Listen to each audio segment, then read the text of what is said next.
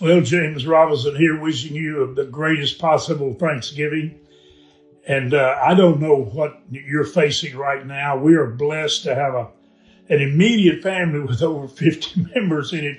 We've actually got 22 great grandchildren and about to have another one before the end of the year. And we have 11 grandchildren married, and most of them have had children. They've given us, 22 greats, and all of them are great. We said our grandchildren are great too. We don't have anything but great grandchildren, but for a fatherless boy, and that's what I was, and we're told today the biggest problem in the world are missing men, or men that are dysfunctional and not being good husbands, good fathers, good family leaders, good examples. And that breaks my heart, but I know what that is because I lived that way. The only way you can explain the fact that I came out of that was I met the Father. And the Father became my father, and I became a part of his family. And now at age 82, I was 82 last month. I bet he doesn't always like me to say that because she looks about 35 or 40 to most everybody. She's so beautiful. But she made 82 in November.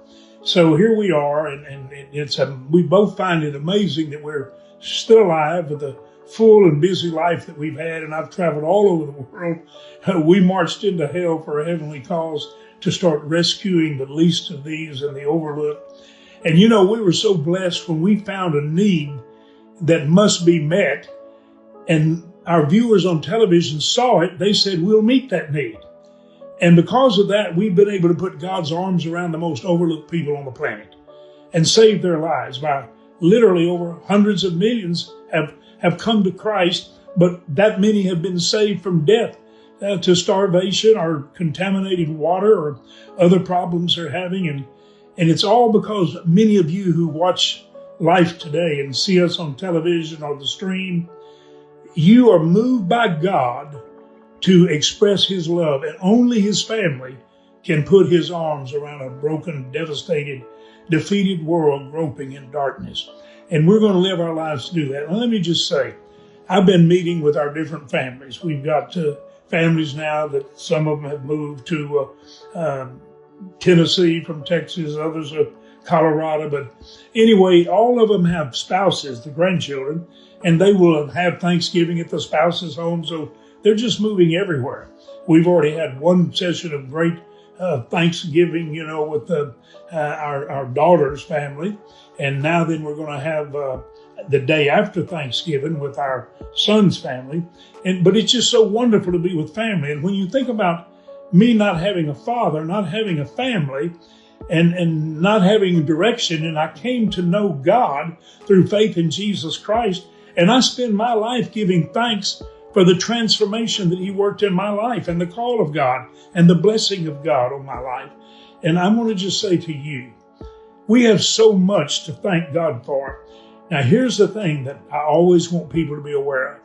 While we're thanking God and praising God for family, for spouses, let's just stop and remember how many people who may be seniors now. And the people now that are 60 and over, we're not only the older group, but we're the largest group, which means we could have the highest impact for the glory of God if we would come together and do it. But here's the thing we need to understand. There are many people who can't be like me and Betty, and we sit and look at each other every day and thank God for the years that we've had together to, yes, travel all over the world and put his arms around the overlooked, to be able to win millions of people to Christ, literally millions and millions to Christ, and literally save millions of lives because we did it together as the family of God. See, the thing that has captured my heart and made the biggest difference, and as I reach this age, I have been captured by the Father's dream, by the Father's vision. And I want to inspire in the whole entire part of my life now until I go to be with Jesus or he comes to get us, when the gospel of the kingdom has been preached in all nations. I want to inspire his family to look like him and to be captured by his vision and his dream so that we can literally introduce all nations to our Father because they can see the greatness of our Father in his family. That's his dream. He wants his family to reveal him to the world, and his church to reveal, as the body of Christ, Jesus to the world. And he says the gospel of The Christian world is mourning the reported passing of Reverend James Robison, the longtime televangelist, author, and founder of Life Outreach International. According to statements shared by his ministry, Reverend Robison passed away at the age of 82, leaving behind decades of ministry work that touched millions of people around the world. Reverend Robison became widely known through his television program, Life Today, where he preached messages of faith, hope, healing, and compassion. For many viewers, his voice became a familiar source of encouragement during difficult moments in life, and his ministry reached audiences across multiple generations. Born in Texas, James Robison overcame a difficult childhood before dedicating his life to Christian ministry at a young age.